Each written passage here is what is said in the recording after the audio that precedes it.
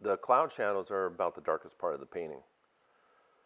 So it makes sense to get those in. And in order to paint this Alla Prima, as I put in a passage of paint, like you'll see me doing right now, while that's wet, if I need a softer edge working into it of any kind of tone or color, I put it in right away. And I get that edge going because once that dries, then I'm going to be over painting dry paint or wet paint over dry paint.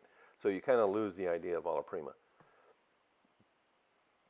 And that's not an end all, but it's a nice way to paint with acrylic because it keeps it from getting too edgy looking, and you are able to manage your transitions a little better. And having been an oil painter for so long, that's something when I'm painting with acrylic that I really work hard at, is trying to get those transitions to look like the eye sees them, dissolving into other passages, not being crisp everywhere.